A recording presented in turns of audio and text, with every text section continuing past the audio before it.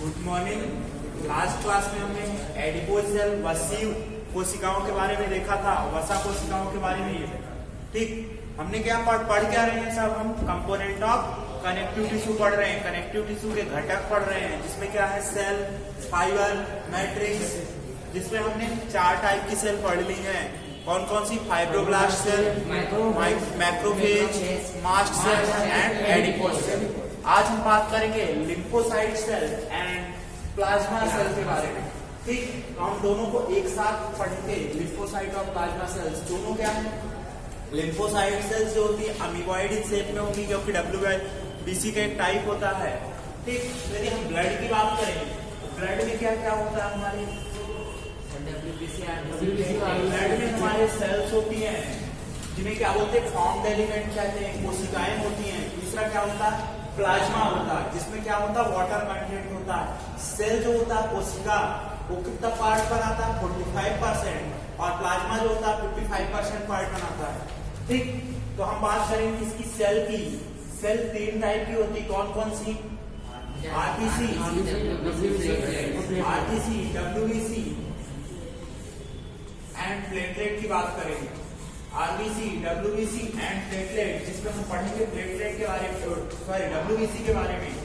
दूसरा कौन सा कंपोनेंट हो जाएगा? प्लाज्मा।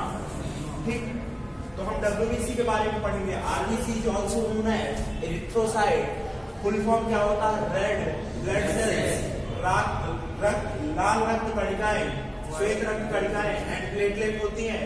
ठीक, इनको क्या बोलते हैं? इरिथ्रोसाइट। इनको क्या कहते हैं? इरिथ्रोसाइट। WBC को क्या बोलते हैं? लिम्फोसाइट एंड प्लेटलेट को क्या बोलते हैं? Thrombocyte. Platelet is also called thrombocyte. WBC को क्या बोलते हैं? लिम्फोसाइट। आरबीसी को क्या बोलते हैं? इरिथ्रोसाइट। ठीक, तो हम किसके बारे में पढ़ेंगे? WBC के बारे में। ठीक है, यदि WBC की बात करें, इसमें 2 टाइप की सेल्स होती है। कौन कौन सी? Granulocyte and agranulocyte. समझो ग्रेनुलोसाइट क्यों बोल रहा है? क्योंकि साइटोप्लाज्म में क्या है? ग्रेन्यूल्स हैं। क्या है? ग्रेन्यूल्स हैं। उसे क्या बोला हमने? ग्रेनुलोसाइट। कणिकाएं हैं, इसलिए हमने क्या बोला उसको? ग्रेनुलोसाइट। अब कणिकाएं हैं तो स्टेन द्वारा क्या होंगी? स्टेन होंगी। मींस बेसिक स्टेन हो सकती है, एसिडिक स्टेन हो सकती है, किसी भी स्टेन से स्टेन हो सकती है।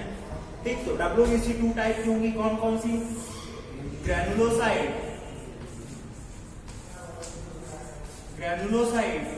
And agranulocyte.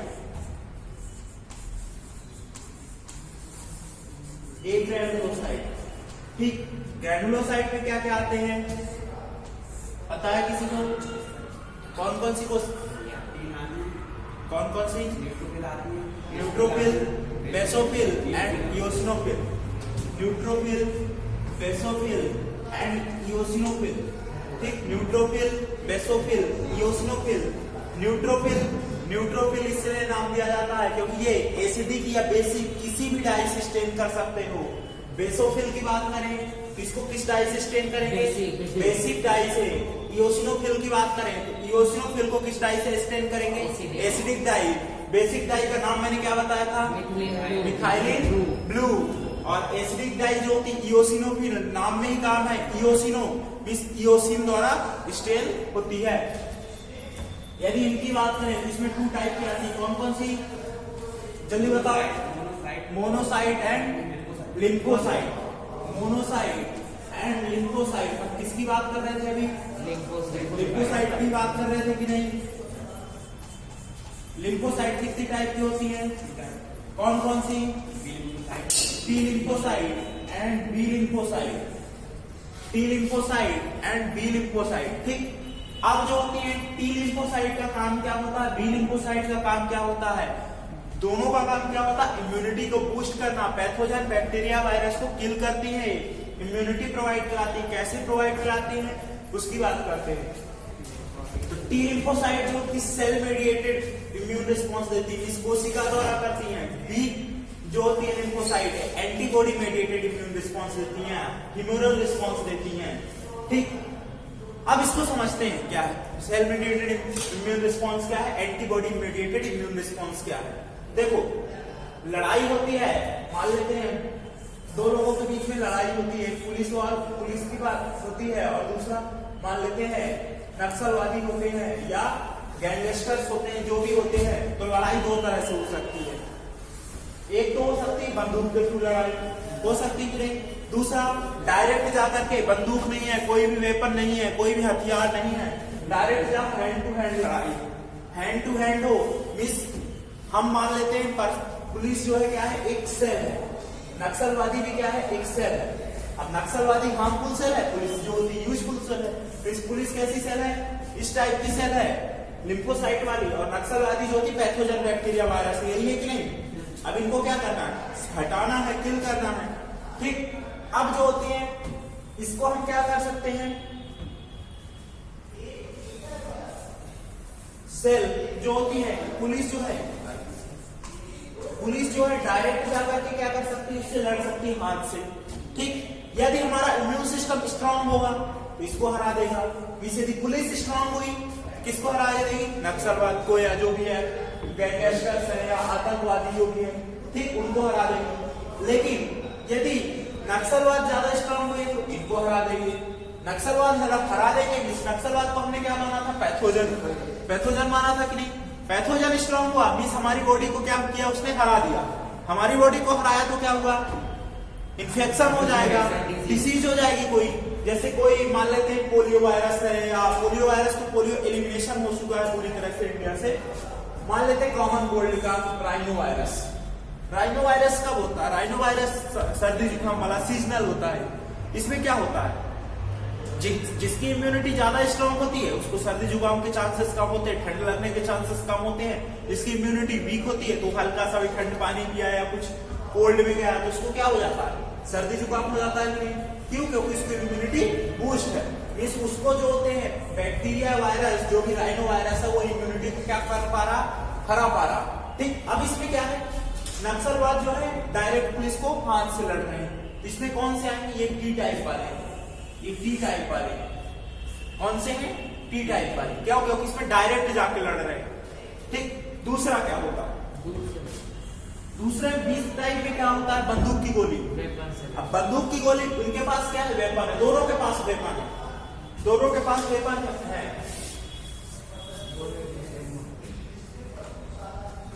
एक पुलिस हो गई और दूसरा नक्सलवादी या आतंकवादी हो गए। अब दोनों के पास वेपन है, एक के पास रिवॉल्वर है, एक के पास शॉर्ट गन है, ठीक।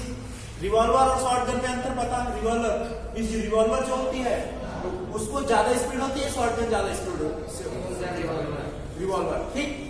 अब मान लेते हैं पुलिस के पास क्या है, रिवॉल्वर, और नक्सलवादी के पास क्या है, शॉर्ट गन। इसमें कौन स्ट्रांग हुआ, पुलिस।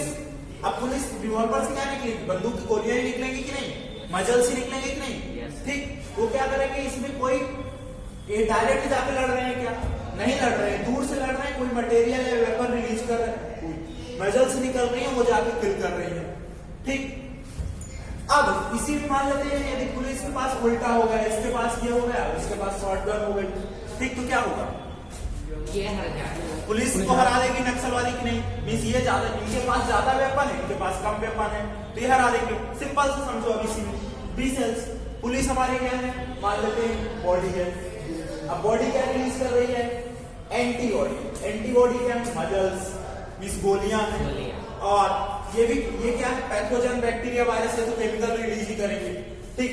यदि एंटीबॉडी इसको किल कर देंगे पैथोजन को, तो हमारी बॉडी में कोई डिसीज नहीं होगा। इसमें सेल डायरेक्ट लड़ रहे हैं क्या, इसमें कोई मटेरियल सीक्रेट कर रही है, मटेरियल सीक्रेट कर रही है, उसे हम क्या बोला, एंटीबॉडी बोला, प्रतिरक्षी बोला, ठीक। वो क्या करते हैं, प्रतिजन या एंटीजन को क्या कर देते हैं, किल कर देते हैं, जिसके कारण डिसीज नहीं होता। समझ में आया, टी लिम्फोसाइट और बी लिम्फोसाइट का रोल आया नहीं, किस किस को आया, सभी लोगों को समझ में आया कि नहीं, आ गया ना, किसी को कोई डाउट तो नहीं है। फिर हमने वो मैक्रोफेज और ये पढ़ा था, वो था मैक्रोफेज भी रोल प्ले करती है। मैक्रोफेज इम्यूनिटी को बूस्ट करने में, जब भी पढ़ोगे अभी आगे, T cell mediated immune cell, अब ये डायरेक्ट थोड़ी एक्टिवेट हो जाती है, हाँ, वो कुछ उसके थ्रू मेडिएटर्स रिलीज करती है, सबका अलग अलग काम होता है। तो टी सेल जो होती है कैसा रिस्पॉन्स देती है, सेल मेडिएटेड इम्यून रिस्पॉन्स, और ये डिवीजन करके डिफरेंट टाइप ऑफ सेल बनाती हैं। कौन कौन सी, देखो, टी किलर सेल, मारने वाली सेल होंगी कुछ, उन्हें क्या बोलेंगे, टी किलर सेल। दूसरी क्या हो जाएंगी, टी हेल्पर सेल, ये भी क्या करेंगे, हेल्प करेंगे। तीसरी हो जाएंगी टी मेमोरी सेल, चौथी हो जाएंगी टी सप्रेसर सेल। ठीक, मेमोरी सेल क्या काम करेंगी, मेमोरी सेल काम करेंगी कि मेमोरी को बना करके रखेंगी। जब नेक्स्ट टाइम सेम एंटीजन आएगा तो क्या करेंगी, जल्दी से रिस्पॉन्स कर देंगी, जल्दी से रिस्पॉन्स कर देंगी, उसको जल्दी इलिमिनेट कर देगी। क्या होता है, फर्स्ट टाइम जो होता है तो उसको पहचानने में, रिकॉग्नाइज करने में टाइम लग जाता है कि नहीं। ठीक, बी सेल क्या करती है, ये भी खुद की क्या बनाएंगी, मेमोरी बनाएंगी और प्लाज्मा सेल बनाएंगी। प्लाज्मा सेल क्या करती है, प्लाज्मा सेल की भी बात कर रहे थे अपन कि नहीं, पढ़ने वाले थे कि नहीं। बी सेल क्या बनाती है, प्लाज्मा सेल। अब प्लाज्मा सेल क्या बनाती है, एंटीबॉडी का फॉर्मेशन करती है। ये क्वेश्चन पूछा जा चुका है, 2-3 ईयर पहले ही पूछा गया। प्लाज्मा सेल क्या बनाती है, प्लाज्मा सेल जो होती है एंटीबॉडी का फॉर्मेशन करती है। एंटीबॉडी मेडिएटेड इम्यून रिस्पॉन्स होता है, बोलते हैं ह्यूमरल इम्यून रिस्पॉन्स। क्यों, क्योंकि एंटीबॉडी फ्लूइड के थ्रू मूव करती है। फ्लूइड के लिए टर्म क्या यूज किया जाता है, ह्यूमरल, से क्या बोलते हैं, ह्यूमरल इम्यून रिस्पॉन्स कहते हैं। समझ में आया कि नहीं। तो ये चार्ट बना दीजिए, फिर आगे लिखाता हूँ थोड़ा सा काफी।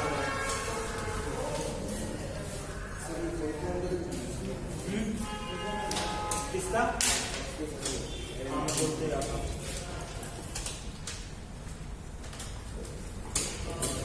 ब्लड को क्या बोलते हैं, रक्त, सभी को पता होगा। कोशिका, दोनों चार्ट अलग अलग है। सर लिम्फोसाइटोप्लाज्मा सेल दोनों ब्लड की कंपोनेंट है।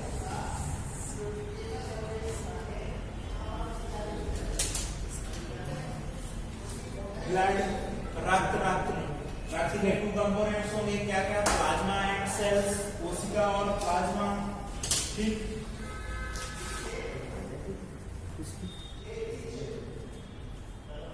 अब रक्त में 3 टाइप की सेल्स होती है, कौन कौन सी,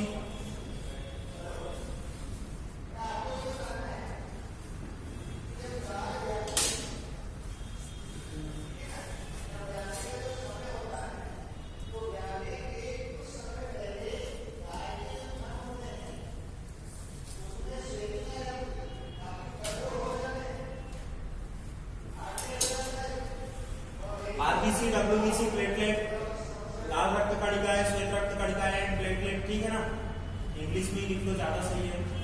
हिंदी में ये दूसरा नाम क्या है, आरबीसी का एरिथ्रोसाइट, डब्ल्यूबीसी को ल्यूकोसाइट, थ्रोम्बोसाइट, प्लेटलेट को थ्रोम्बोसाइट।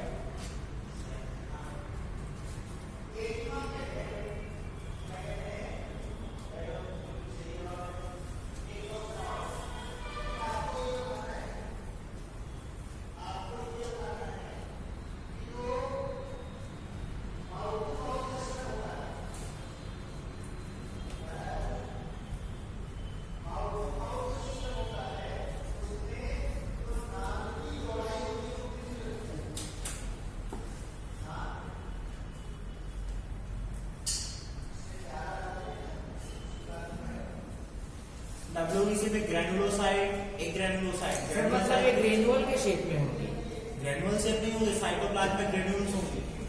साइटोप्लाज्म ग्रेन्युल का कणिकाएं, अभी दोबारा पढ़ेंगे इस चीज को ब्लड वाले चैप्टर में। ठीक, न्यूट्रोफिल, बेसोफिल, इओसिनोफिल, मेन तो अपने काम का वो वाला चार्ट है, ये तो मैंने बस सर ये वाला है ना, ये neutrophil, basophil, eosinophil.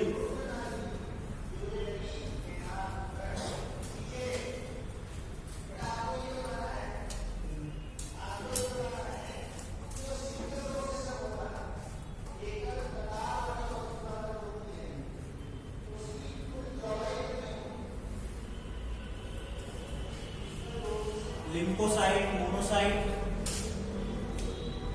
Lymphocyte 2 type की, टी एंड बी लिम्फोसाइट।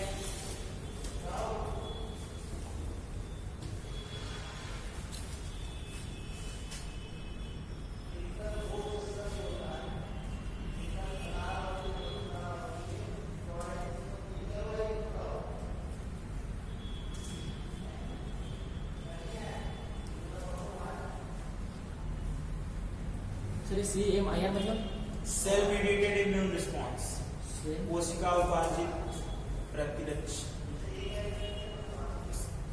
पढ़ेंगे इसके बारे में डिटेल में पढ़ेंगे, बस मैंने टाइप बता दिया।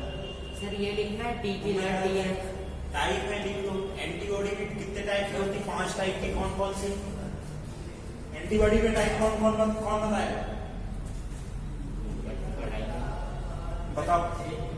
आईजीए, आईजीजी, हाँ,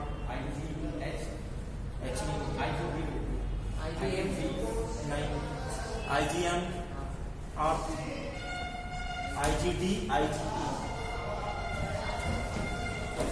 आईजी का फुल फॉर्म इम्यूनोग्लोबुलिन होता है। IgG, IgA, IgD, IgM and IgE. सबके आगे आईजी लिखते हैं। इम्यूनोग्लोबुलिन एक ग्लाइकोप्रोटीन है।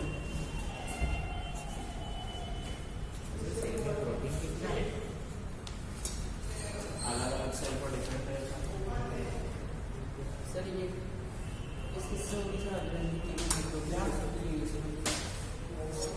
कौन सी डाइस होती है? बता दूं लिम्फोसाइट लिख लिया। लिम्फोसाइट के बारे में 1-2 पॉइंट लिख लो लिम्फोसाइट के बारे में। सर एक मिनट, ये लिख लिया आईजी है।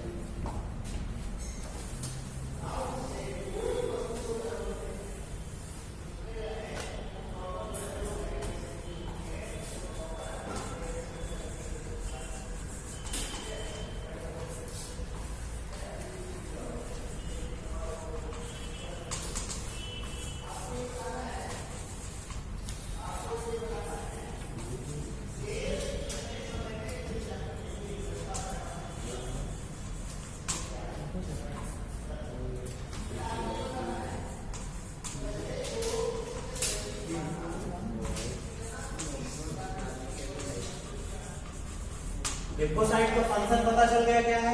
Yes sir. इम्यूनिटी प्रोवाइड करेगा। सर ये CMIR का फुल फॉर्म बोलना। Cell mediated immune response. Cell mediated immune response.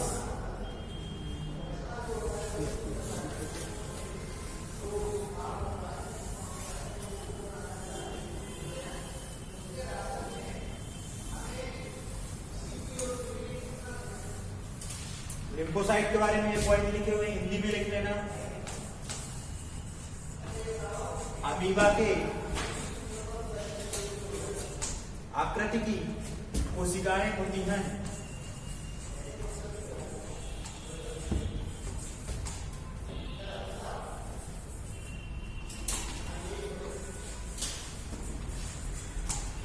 दूसरा पॉइंट लिख लेना, इनका न्यूक्लियस लार्ज बड़ा होता है और सर प्लाज्मा सेल तो लिम्फोसाइट के अंदर ही आता है, क्लासिफिकेशन नहीं है। तो उनका फॉर्मेशन करती है डिवीजन होकर के।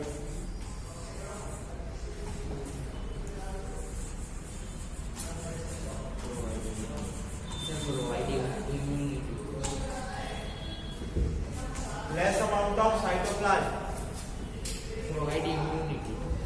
इम्यूनिटी तो अपन लिख लेंगे ना चार्ट में, ठीक।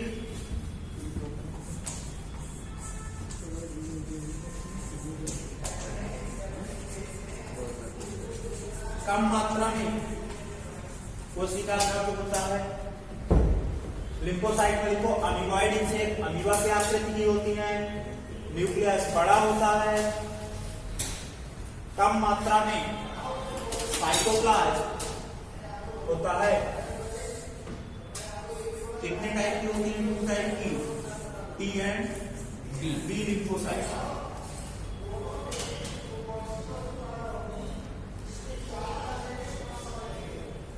प्लाज्मा सेल में लिखो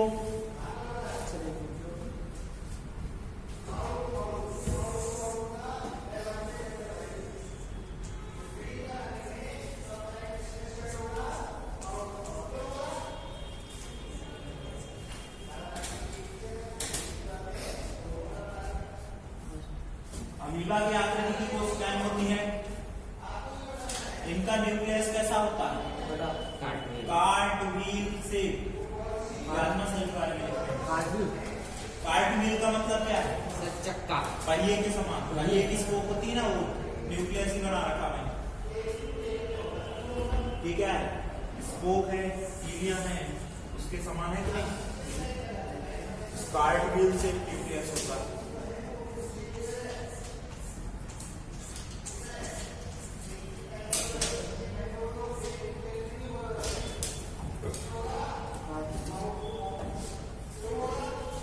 फॉर्मेशन ऑफ एंटीबॉडी क्या है?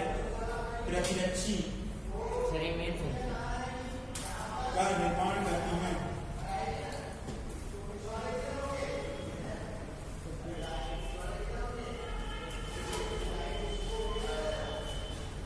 इसको एक और नाम दिया जाता है क्लोन ऑफ लिम्फोसाइट। क्यों? क्योंकि ये लिम्फोसाइट के डिवीजन से बनती हैं, इसलिए क्या बोलते हैं? Clone of lymphocyte. Clone of lymphocyte. Sir asexual division होता है। असेक्सुअल डिवीजन क्या होता है? असेक्सुअल डिवीजन कोई डिवीजन ही नहीं होता। ओ सर हाँ होता है रिप्रोडक्शन। क्लोन ऑफ लिम्फोसाइट ठीक है इसका बोलते हैं plasma cell is also called clone of lymphocyte. Some scientist इस नाम से बोलते हैं इसको।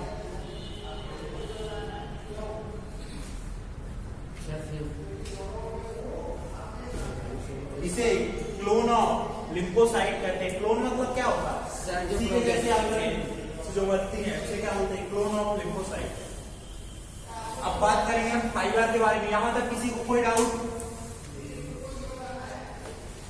फाइबर के बारे में, फाइबर्स के बारे में बात करेंगे। सबसे पहला कौन सा फाइबर है? कोलेजन। कोलेजन फाइबर, श्वेत तंतु। कोलेजन फाइबर या इन्हीं को क्या बोलते हैं? व्हाइट फाइबर ही कहते हैं। इनको क्या कहते हैं? व्हाइट फाइबर ही कहते हैं। कोलेजन फाइबर की बात करें तो ये कैसे होते हैं? व्हाइट होते हैं, चमकीले और सफेद होते हैं। ठीक, ये जो होते हैं ग्रुप में होते हैं। कैसे होते हैं?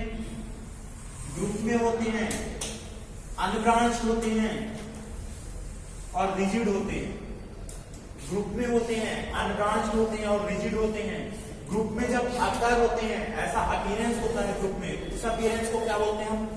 फेसिया। जब बहुत सारे फाइबर मिल जाएंगे और ऐसे अपीयर होंगे उसे क्या बोलेंगे? फेसिया कहेंगे। ये कैसे होते हैं? ग्रुप में होते हैं, मैं बता ही चुका हूं। ग्रुप में जो होते हैं, ग्रुप ऑफ फाइबर क्या बोलेंगे हम? फेसिया कहेंगे। अनब्रांच्ड है कि नहीं? अनब्रांच्ड है। दूसरा कैसे होते हैं? रिजिड होते हैं। अब देखो, जहां रिजिडिटी चाहिए होगी, जहां क्या चाहिए? प्रोटेक्शन चाहिए होगा, तो कौन से फाइबर होंगे? Collagen fibre. तो ये कैसे? अनब्रांच्ड है, रिजिड है, ब्राइट एंड व्हाइट होते हैं। व्हाइट होते हैं इसलिए क्या बोलते हैं इनको? व्हाइट फाइबर कहते हैं। ठीक, लिख लीजिए पॉइंट।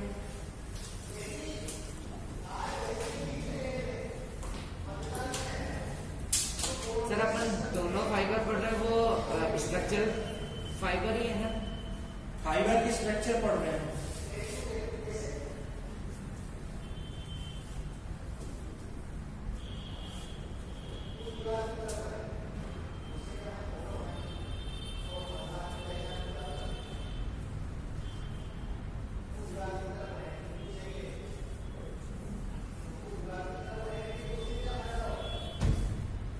श्वेत और चमकीले होते हैं।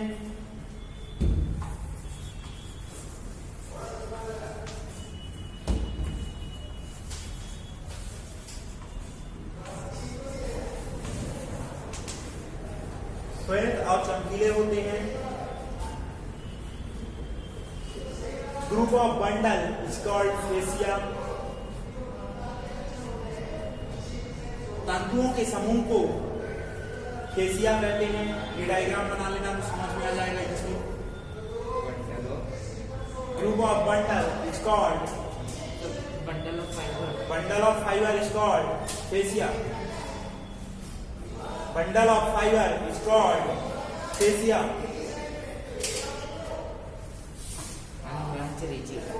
अनब्रांच और रिजिड, अशाखित, दृढ़ होते हैं। अशाखित और दृढ़ होते हैं। रिजिड, दृढ़ रिजिड, कठोर।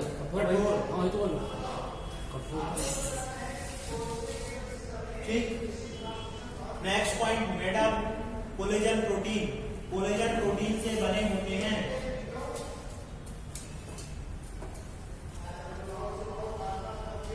नेक्स्ट पॉइंट और लिखना, मल्ली collagen fibre constitute only collagen fiber constitute 1/3 part of connective tissue, 1/3 part of connective tissue। किसके बारे में होगा ये? कोलेजन फाइबर के बारे में हो गया। हिंदी में लिख लो, यह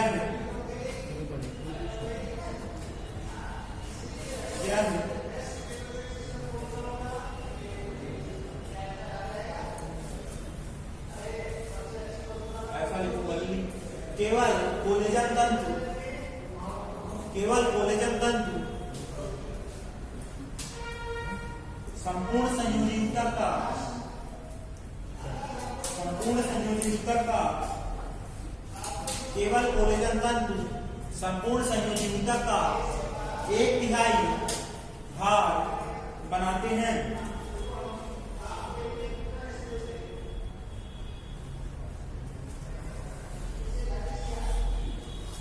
ठीक। नेक्स्ट अब किसकी बात करेंगे?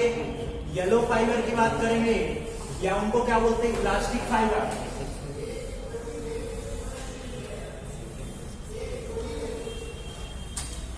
नेक्स्ट हम बात करते हैं इलास्टिक फाइबर की।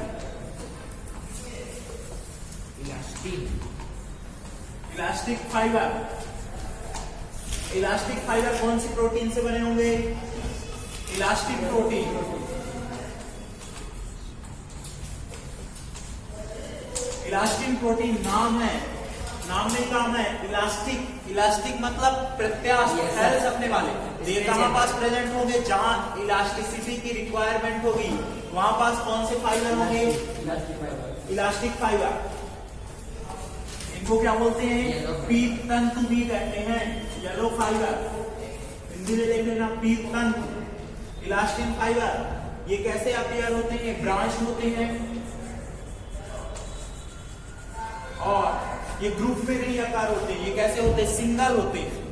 कैसे होते हैं? सिंगल होते हैं, ब्रांच्ड एंड सिंगल। और ये फाइबर ग्रुप जो होते हैं नेटवर्क बनाते हैं। जैसे एक सिंगल है, अब इसकी बहुत सारी ब्रांच होगी और क्या बनाएंगे? नेटवर्क बनाएंगे। ठीक। इसका काम क्या हुआ? इलास्टिसिटी प्रोवाइड कराना,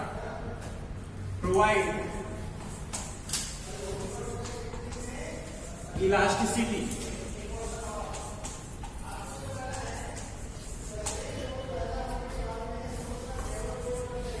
तो जहां पास इलास्टिसिटी की रिक्वायरमेंट होगी वहां पास कौन से फाइबर होंगे? Yellow fibre. जहां प्रोटेक्शन चाहिए, रिजिड चाहिए, वहां पास कौन से होंगे? White fibre. ठीक। लिख लो, हिंदी में बोल देता हूं। यह है इलास्टिक प्रोटीन से बने होते हैं, composed of elastic protein.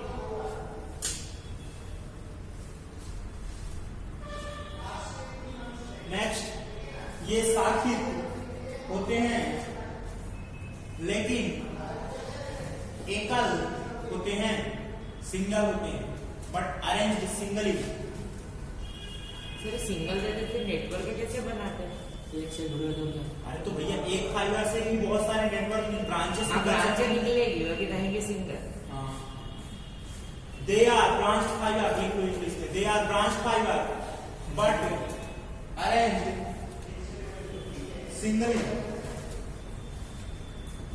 They are branched fiber but arranged singly. Branch of these fiber form network. Branch of these fiber form network. लेकिन इनकी शाखाएं जाल बनाती हैं।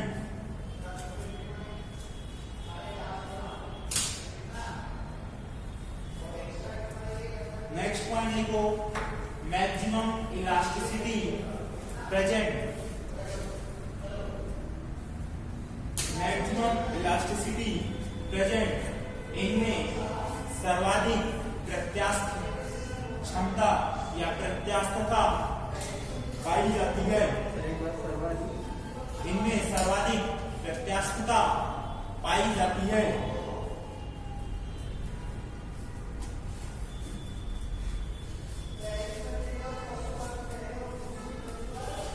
लिख लिया?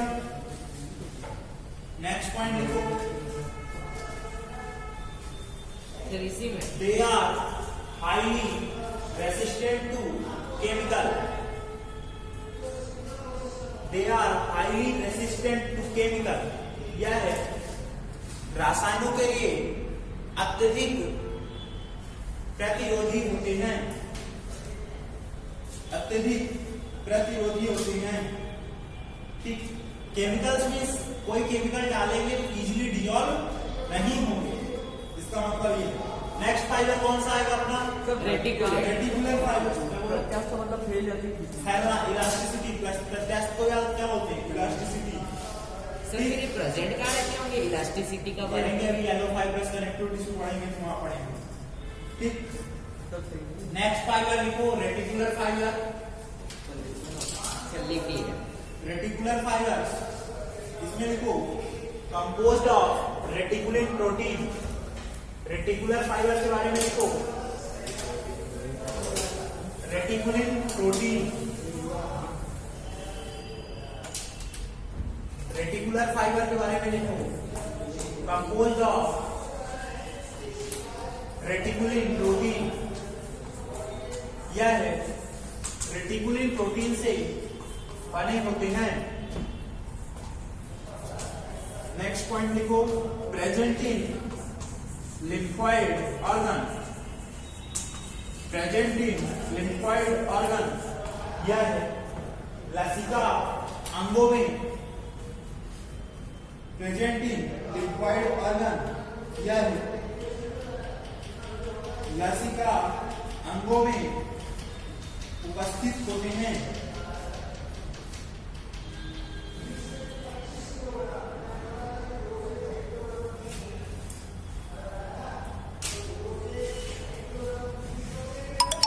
Also known as, next point लिखना, also known as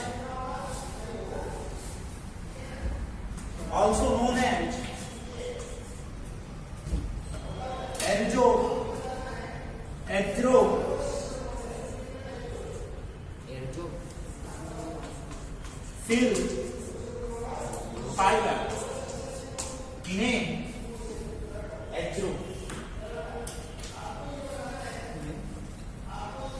argyrophil fibre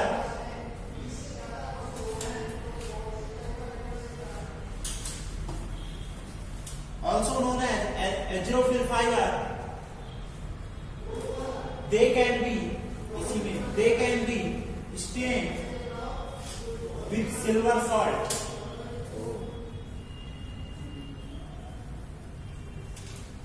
इन्हें एड्रोफिल फाइबर भी कहते हैं क्योंकि इनका अभिनंजन सिल्वर लवड़ों द्वारा होता है।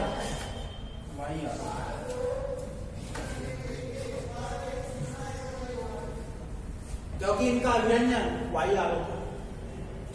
अभिव्यंजन सिल्वर लवड़ों द्वारा होता है। ठीक, silver salt, they can be stain with silver salt. ठीक, तो ये किसके बारे में हुआ? कंपोनेंट्स के बारे में हुआ। नेक्स्ट मैट्रिक्स की बात करते हैं। तो मैट्रिक्स में क्या होता है? मैट्रिक्स कुछ नहीं है, कंपोनेंट्स है, इसके बारे में ज्यादा कुछ पढ़ना नहीं है। मैट्रिक्स फाइबर सेल के अंदर के साथ साथ मैट्रिक्स में ज्यादा रहता है ना सर। अभिरंजन मतलब स्टेनिंग, कलरफुल कलर करते हैं उसको स्टेनिंग, उसी को बोलते हैं। मैट्रिक्स की बात करते हैं तो मैट्रिक्स में क्या प्रेजेंट होता है? ग्लूकोपॉलीसेकेराइड। ग्लूकोपॉलीसेकेराइड क्या है सर? मॉडिफाइड पॉलीसेकेराइड है। ठीक, पॉलीसेकेराइड क्या होते हैं? ऑलिगोसेकेराइड, मोनोसेकेराइड, कार्बोहाइड्रेट के टाइप होते हैं कि नहीं? ठीक, तो ये क्या है, मॉडिफाइड पॉलीसेकेराइड है।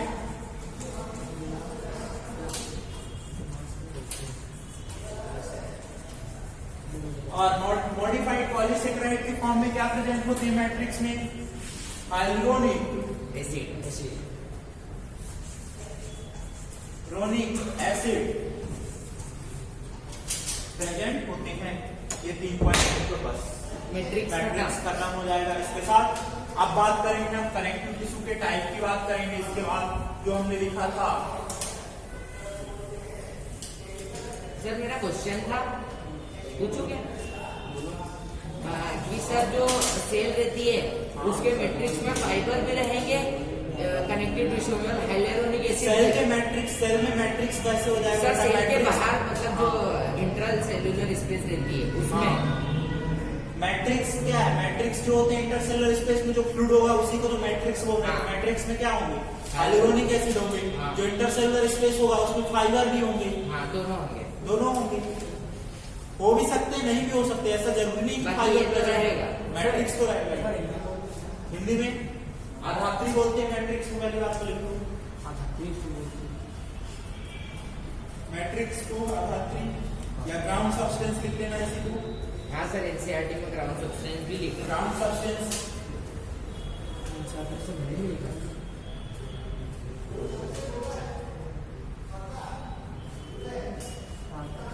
लिखना।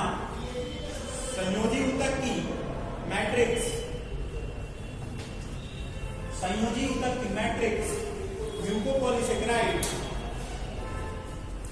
या रूपांतरित पॉलीसेकेराइड की बनी होती है।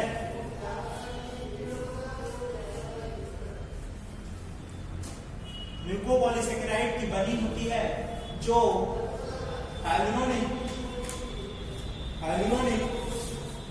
एसिड के रूप में पाई जाती है, जो हाइलुरोनिक एसिड के रूप में पाई जाती है।